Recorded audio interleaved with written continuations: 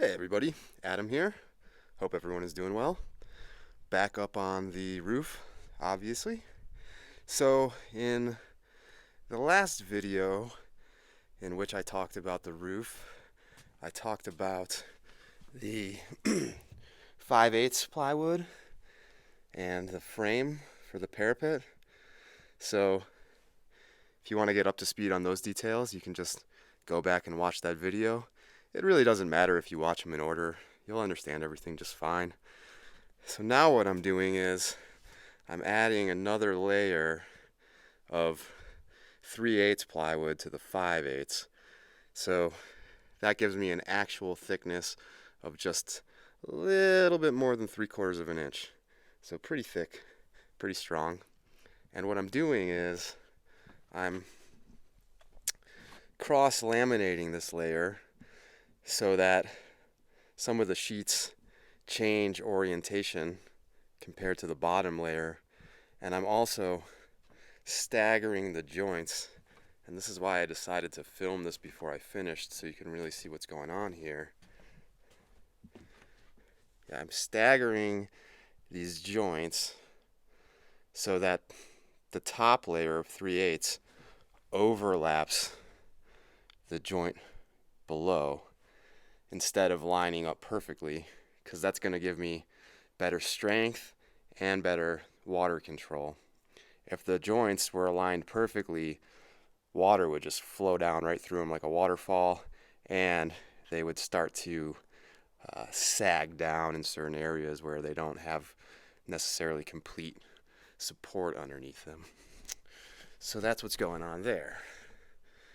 Now, after I finish putting down this next layer, this top layer of 3/8 all over the deck, then I'm going to sheathe the inside of these parapet walls, also with 3/8 plywood. And then the whole thing is going to get covered with elastomeric roof coating. But I'm going to check back with you before I get that far, because I'll probably go over some other small details. And I'll also be talking about the pitch that I'm going to create in here. So I might as well just say it. Parapet roofs are often synonymous with flat roofs, but I'm calling this a low slope parapet roof because there is going to be a slope running from the east sides of the roof down to the west side, where I'm going to drain the water right there in that corner. So anyway, yeah, I'm going to finish up here, and through the magic of editing, I will be back in less than a second. Alright, so I had to skip sequence a bit here. Even though I'm not finished with the decking and the sheathing, as you can see, I've already started to put down the elastomeric coating because we have a high chance of rain over the next 24 hours. So I figured I better play it safe. I'd rather only have some of my roof leak rather than all of my roof leak. I think that's pretty strong logic. I'll show you some details, some minor details that I'm doing before I apply the coating. So anywhere that I have something like this, like, pretty sizable gap between the joints, that's about 1/8 of an inch right there. Wherever I have a gap like that, I'm taking some pure silicone and just filling that up, smoothing it out, and then the coating goes right over it. I'm also taking 200 or 300 of these 1-inch screws and just sort of randomly putting them down all over the whole thing, because if you only screw the plywood around the edges and then you pop a few somewhere around the middle, most likely it's still going to buckle up over time. You get these humps in it, and we don't want that. So you really have to put down a lot of screws to keep it perfectly flat, a lot more than you might assume. So yeah, that's just sort of like a final step before the coating goes over it, so those fastener heads also get coated. And yeah, that's pretty much where I'm at right now. I'm just going to keep working until it either rains or it doesn't. Hopefully it doesn't. And if it doesn't, then I can finish the coating over the weekend. It's Friday at the time of recording this. But if it does rain, well, then I'm just going to have to wait. But yeah, I'm going to get back to it, and I will see everybody in less than a second. Ta-da! And I'm still not finished. We did get rain on Friday night, almost an inch. And then we got rain again just a few days ago. I've been at this for like a week now. It's taking forever because you're not supposed to apply this coating if the temperature is below 60 degrees Fahrenheit, and we're in the middle of winter. So that only leaves me with a small window of opportunity each day. I have to wait until the afternoon, usually sometime between noon and 2 p.m., and that's when I can come up here and get some of this stuff down. Anyway, though, even though I'm not finished, I think this would still be a good part two, or a good time to wrap up part two. But I will talk about this coating for a minute before I do that. So this is a siliconized, acrylic-based elastomeric roof coating. Sorry, I know that's a mouthful, but that's what it is. Best way I can describe the stuff is it's basically like a thick acrylic paint that has some silicone and probably some other elastomers added to it to make it stretchier and stickier and more water resistant. But I do have to say it's not the optimal choice for a flat roof or even a roof with a very low slope. Basically, if there's any chance that water might pond on the roof, like you can hopefully see these little puddles here, if there's any chance of that happening, this stuff is not a good choice because the formula is water-based. So if water stands on it for a long time, so like I'm going to wipe up those puddles with a towel as soon as I'm finished recording this, but if I just left them there for, they say, more than 48 hours, the product would begin to dissolve and break down and eventually fail.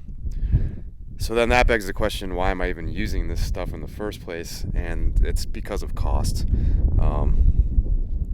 So I've got 3 layers of plywood that make up the final assembly of the roof. I've done the first 2 layers, and with each layer I'm taking a good, better, best approach. I'm also taking a belt and suspenders approach. So on that first layer, the 5/8 plywood, I just painted that with exterior acrylic paints, and then we sealed the joints with outdoor tape. It was okay. It was kind of just a temporary thing to protect the plywood. Prevented minor leaks. It certainly did not prevent major leaks. Now with this next layer, I've sealed the joints with silicone, put the elastomeric roof coating over it, and this is much better. This will prevent leaks full stop, but like I just said, it's not a great long-term solution because of that ponding water issue. So with the third and final layer, I'm going to be covering that with 100% silicone. That's going to be one of the best options for a roof like this, but it's more than 3 times the price. So for 5 gallons of this stuff, I paid $110. 5 gallons of the silicone cost $350. And then I could have, I could have just left the first 2 layers of plywood unfinished and then just done my final layer with the silicone over that. But like I just said, I'm taking this belt and suspenders approach. I want some kind of a backup. So, for example, if there's perhaps a tear in the silicone and water starts leaking past the silicone, I'm hoping there's no way it can actually get all the way down into the building because there are just too many obstacles in its way. So that's the concept there. And I also, I'm going to be going to town tomorrow to get more building materials. I'm going to try to finish up this entire roof over the next week or two, weather permitting, I should say. But, you know, in case it takes longer than that, I want some protection now. And the roof is pretty much leak free now, so that's a good thing. And yeah, I don't know if there's really much else to talk about. You know, there'll be a part 3 and probably even a part 4 to this roof portion of the build series. So, you know, I'll do a lot more talking in those videos. I could speak about the sheathing for a moment. Yeah, it's just 3/8 plywood. For a situation like this, I don't think there's any reason to go any thicker than that. There's no insulation in the cavities. I don't care about sound transmission. I don't anticipate any high impact projectiles hitting it. I mean, where would they even come from? Unless maybe something fell out of a plane. And yeah, you can see I'm just I'm coating that with the same roof coating. That stuff is optimal for a vertical surface or something that has a steep pitch to it, because water won't stand on it. Water will just run off. So for that application, it is a good cost-effective choice. Oh, and you know what? I wanted to bring up something funny. Put my tinfoil hat on for a second. Put out a little conspiracy theory, perhaps. Not really. But I think that manufacturers intentionally underestimate the coverage that they put on the label for pretty much all fluid applied products, because this label said that 1 gallon would cover 95 square feet approximately. I got 5 gallons, we'll just round it off to like 500 square feet per bucket. I think I got closer to 1,500 square feet out of that 5-gallon bucket, because I got 3 coats down on the entire deck, and the roof deck is about 800 square feet. And now you can see I'm also coating the parapet. That's probably another 800 square feet if we imagine that flattened out. So far I've used about 7 gallons of the stuff. That's actually my second bucket there. I've got another 3 gallons left in it. So yeah, I don't know where they're getting this 95 square feet per gallon figure, because I seem to be getting 3 times more than that. And I'm not being stingy with this stuff either. I mean, if you look down, you pretty much see nothing but white. So yeah, I've been putting it on thick. Anyway, so I'm glad. I think they downplay the square footage on the label so that you just go ahead and buy more than you actually need before you realize you don't need that much. So I almost got 20 gallons, but then I said to Taryn, you know what, let's just start with 10 and I'll see how far that goes. And then I can extrapolate from there and I'll know exactly how much I need. And it turns out I actually probably don't even need the full 10 gallons. But I'll use it up anyway. So yeah, one final thing, little tip. I learned this the hard way. These knot holes, see, and I gotta fill that in. You gotta really fill these in and get them all plugged up like this one over here is, because I had a small one over here the first time it rained on Friday night. I think it was this guy right here.